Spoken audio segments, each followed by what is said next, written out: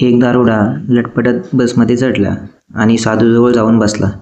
तो साधू दुःखी स्वरात त्याला म्हणाला, बाळ, तुला ठाऊक नाही की तू सरळ नरकात जात आहेस. हे ऐकून तो दारुडा उठला आणि जोराने ओरडला, ड्रायव्हर, बस थांबवा, मी चुकीच्या बसमध्ये चढलोय.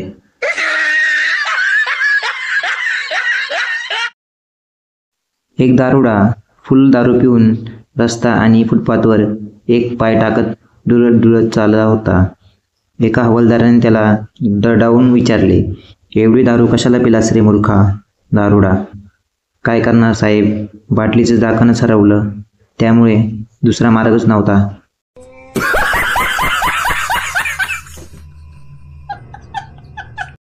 दारुड्या, डॉक्टर साहेब, तुम्ही माझी दारू सोडू शकता का?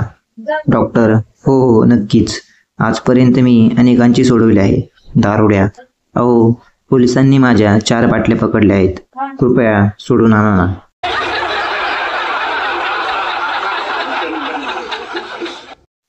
एक बेवडा कोण होईल मराठी करोडपती मालिकेत भाग घेतो. त्याला सचिन खेडेकर एक प्रश्न विचारतो. 1000साठी हा प्रश्न. भारतात सर्वात जास्त बर्फ कुठे पडतो? आणि पर्याय आहेत. बेवडा, थांबा थांबा, पर्याय कसले देत आहे? उत्तर अगदी सोपं आहे. सकाळी 8 वाजण्यापूर्वी काश्मीरमध्ये आणि संध्याकाळी 8 नंतर विस्कीच्या बाटलीमध्ये.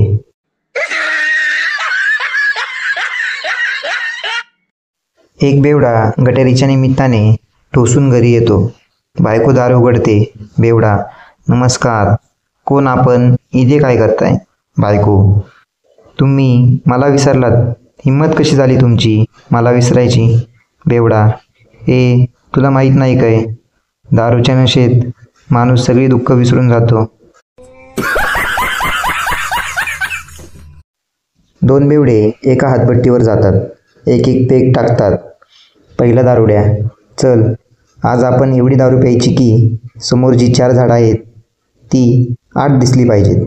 दुसरा दारुड्या, अरे पण समोर 2च तर झाडं आहेत. 2 बेवडे फुल टाईट होऊन चाललेले असतात. एक बेवडा, अरे काय सांगू यार, आज माझं घड्याळच हरवलं. दुसरा बेवडा, ते चालत होतं का? पहिला बेवडा, हो. दुसरा बेवडा, मग ते चालतच कुठेतरी निघून गेलं असणार.